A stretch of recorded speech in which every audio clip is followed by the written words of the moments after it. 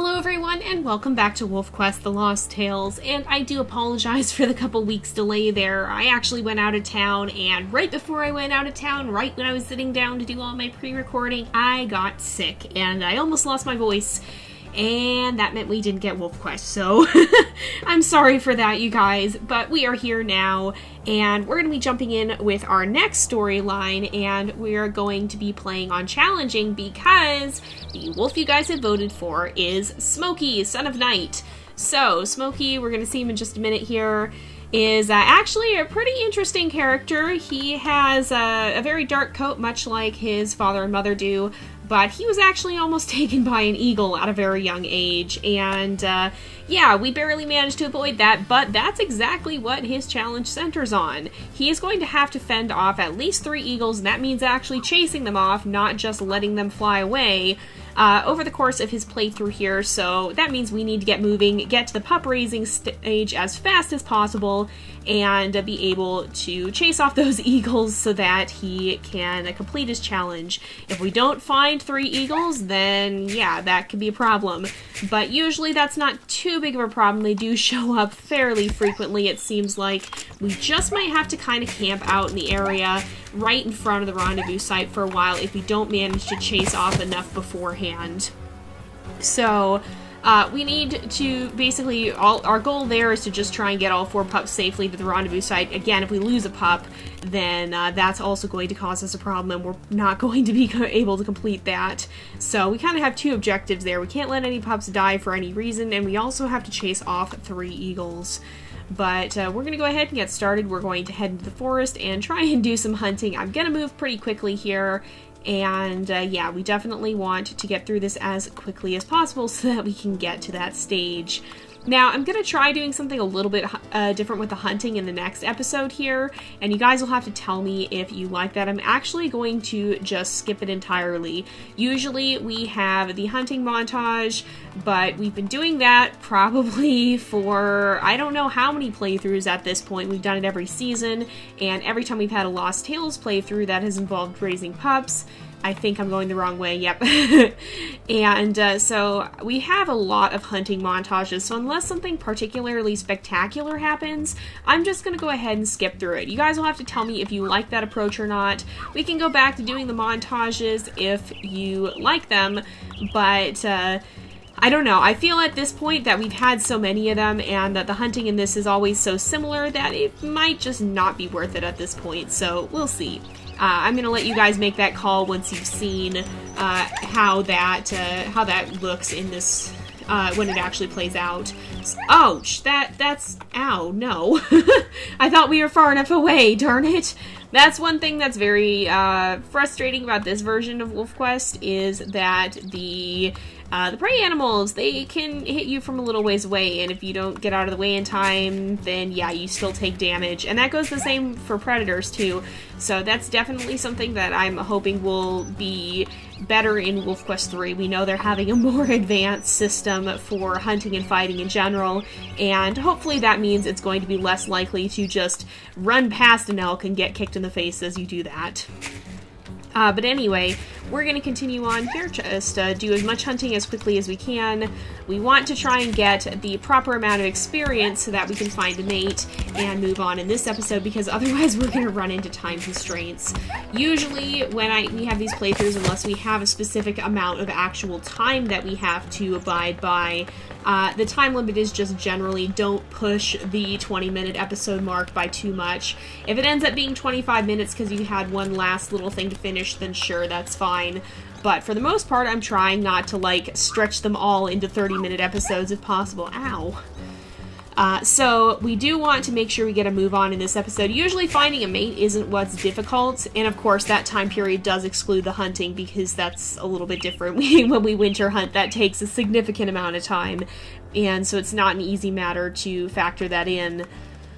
But it's mostly going to be in the other episodes that we want to move fast, and I feel that is something Smokey perhaps would prefer as well, because, I mean, he was almost taken by an eagle. He's going to be very leery of them, and his strategy may very well be to lie low and go quickly so that there's as little chance as possible for his pups to be in danger, but that also goes hand in hand with him probably kind of trying to show them how to chase off an eagle, saying, this is an eagle, it's bad, this is how you deal with it, and just teaching them to defend themselves and their future pups against the eagles in case they face them in the future as well, because of course that is something that happened to him when he was a pup. Thankfully, we were able to rescue him just in the nick of time because of Knight's ability, but I still feel like it was a pretty close call. That eagle kind of just flew out of the tree the den was in and just snatched him up, and I feel like probably Knight and Artemis kind of had to just snatch him out of the claws of the eagle and run to safety. Because it was definitely a very close call. That happened in Season 4, if you guys want to watch that. Now, speaking of Season 4, I'm going to be continuing with the remastered version. I've just been super busy with trying to get everything back in order once I've gotten back, and so, again, I haven't had time to sit down, edit, and render those videos. I've been focused on getting the new ones ready to go, so we're going to be getting back to those soon, maybe if not this week, the next week, because we also have an extremely full schedule this week, and we've had a lot of games that have updated suddenly, a lot of series that are running a little bit long and as they draw to their conclusion, so we definitely have a lot slated for this week. And so I'm kind of struggling to keep up with it all, so we may not have that series this week. We might have it next week when I'm a little bit more settled back into my routine. Unfortunately, I do try and pre-record things a little bit to some degree. Of course, I don't do that when I have decisions that you guys are going to be making, and a lot of the time I try not to pre-record too much in advance because I still like getting feedback from you guys within the course of an episode 2, maybe 3 at most. So, I try not to get too far ahead, but unfortunately, when I went out of state here and went off on my vacation and was sick beforehand, I lost all of that, and so that's why I'm kind of scrambling to keep up with videos here. A little bit of a technical detail as to why this has been a bit chaotic lately, but yeah, I'm hoping I'll be back on track for this week, and the sooner that I can get back to being ahead, the sooner I can stay ahead and not have to stress quite as much about getting things done with a very short amount of time.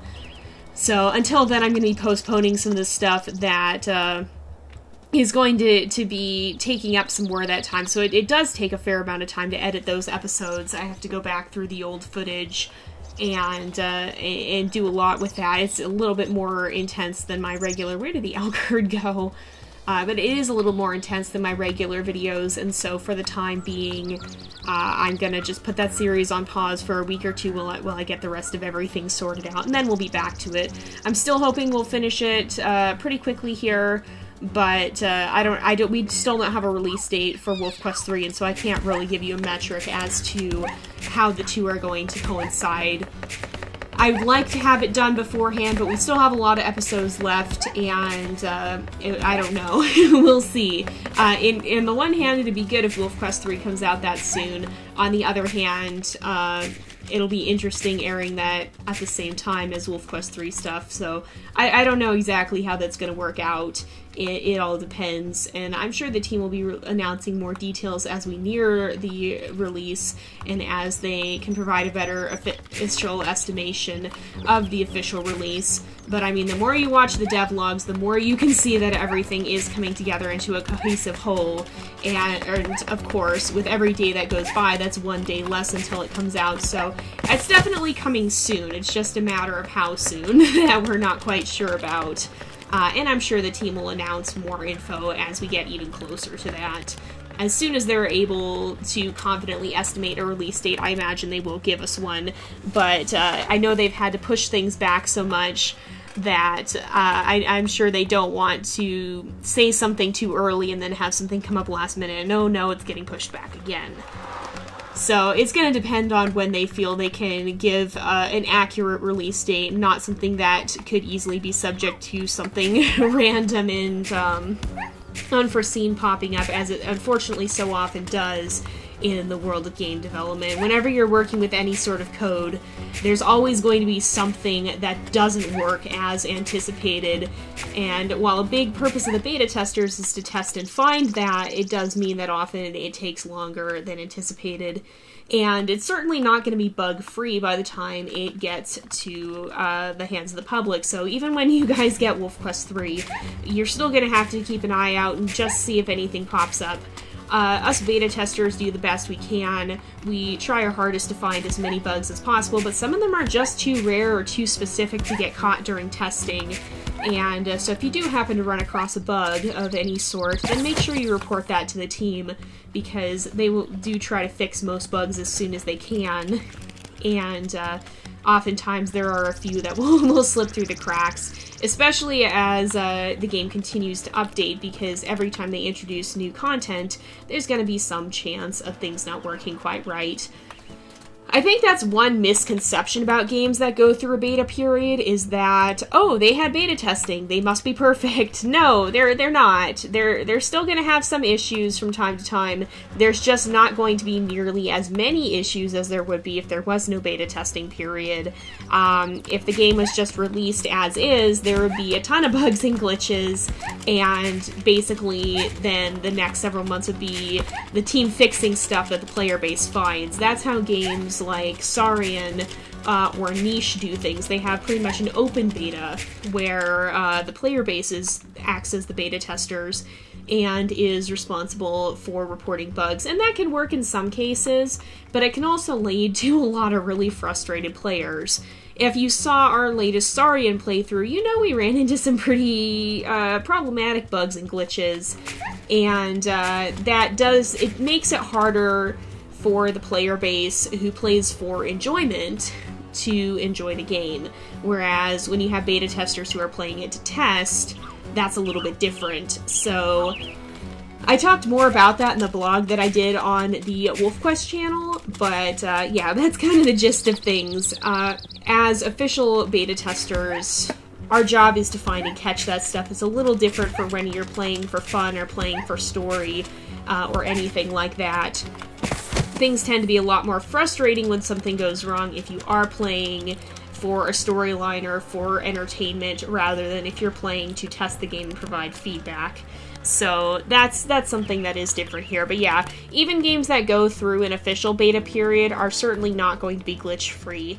They're going to be significantly less glitchy, but I always do want to emphasize that, and this goes for any game too, not just WolfQuest. If you ever happen to run across a bug, usually there's some way to report that to the developers, and if they're continuing to work on the game, then oftentimes they will come back to try and fix that, because nobody wants a buggy game. Everybody wants to try and do their best to get all the bugs and glitches out so that everybody has the maximum enjoyment of the game.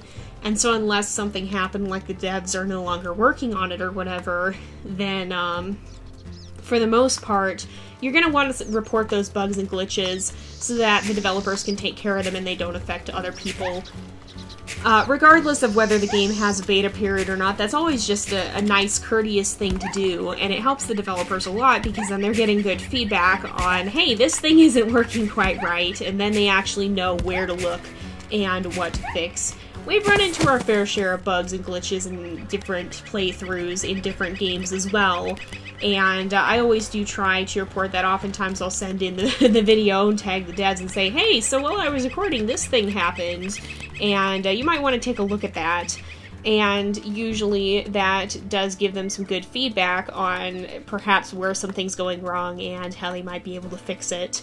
So there, you can always check and see if a game has reporting instructions too, but whenever you report a bug or glitch, you're helping that game get even better than it already is. Did I ever show Smokey's stats? I feel like I didn't. So if you look at his pack stats here, maybe I did. I think I did.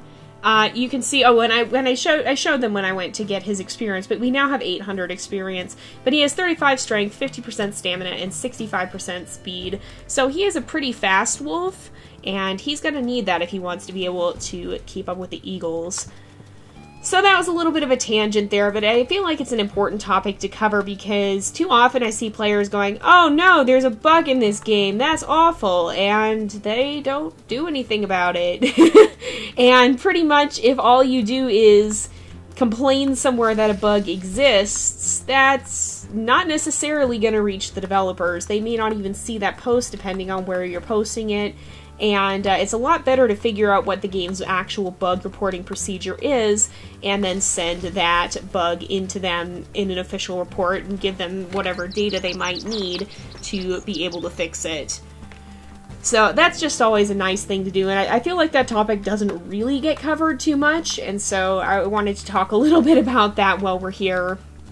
Just in case anybody's ever wondered, we went through this really fast, wow. This is a slough female, though. This isn't a dispersal. I feel like Smokey is a fairly tough wolf, but I don't think he's going to fight for too long. He'll take a few snaps at her, but he's not going to want to take too much damage in the process. In fact, if he doesn't succeed this next time, then he's probably going to turn tail and accept defeat. He's only a moderately aggressive wolf. He's not really even all that aggressive. If he feels threatened, he'll stand his ground, but he's going to get out of there before it becomes a dangerous situation. He's going to make sure he escapes with well enough time to handle the situation here and not have a worse problem. So we have plenty of health, we're in no danger of dying, we just gotta get back to one of the carcasses over here, but I feel he might wander elsewhere, and honestly, perhaps we'll wander up to the mountain territory and see if there's any potential mates up there, any dispersals hanging around.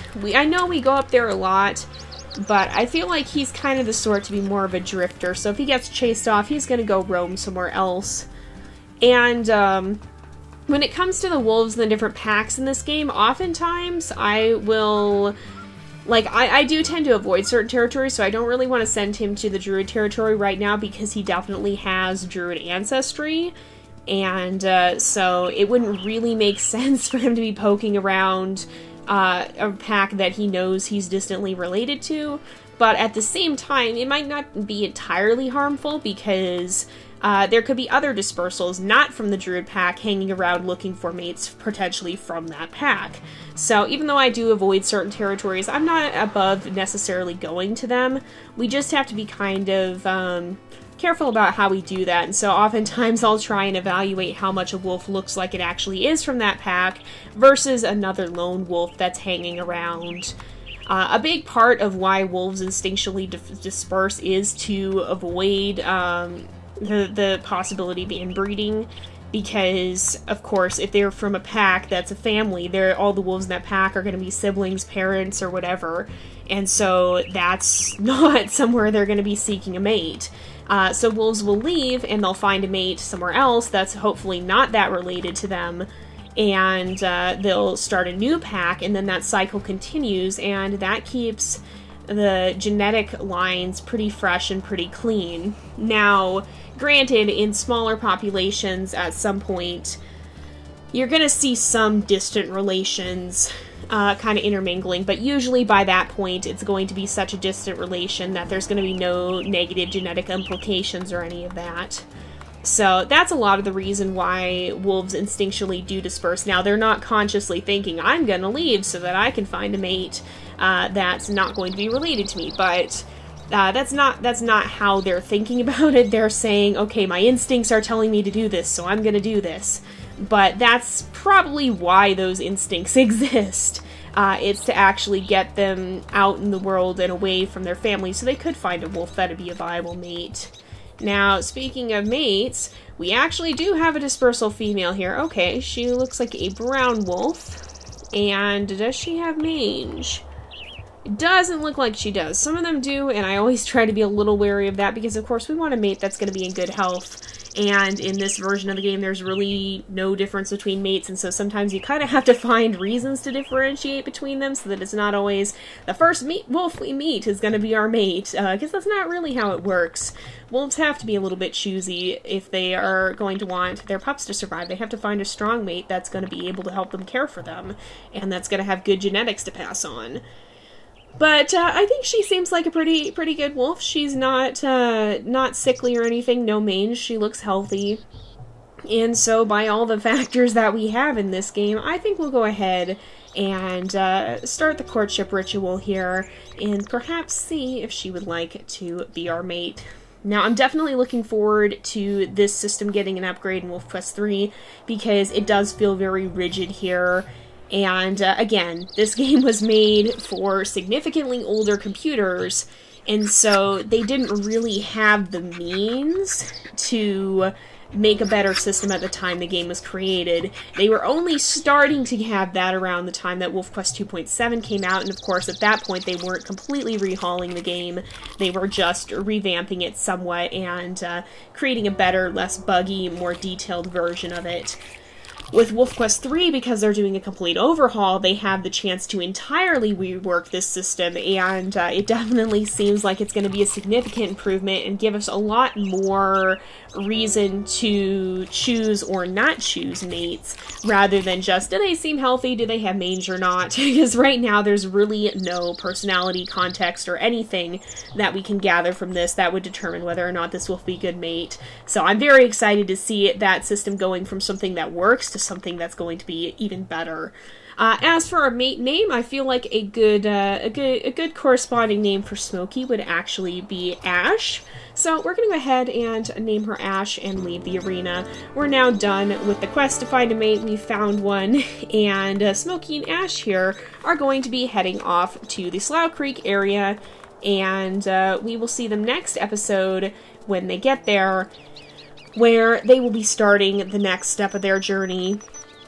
I certainly hope we can complete this. I'm a little worried because 3 eagles could kind of be a lot, but we'll see. We'll see how things go, and we might just have to plan to maybe stick around in that meadow near the rendezvous site for a little longer than usual if that happens. But I definitely want to push to get through the next part of the playthrough as quickly as possible so that we have time to do that, and we're not going to be at the point of pushing the last episode to an unusual length trying to find that last eagle or whatever. We've definitely had the random generation in this game cause us problems before. Sometimes stuff just doesn't spawn when you want it to, or it does spawn when you don't want it to. And that can just be part of it, but of course, if it comes down to random generation, then usually that is an option I leave up to you guys, because sometimes it's not fun to let the random numbers decide our destiny.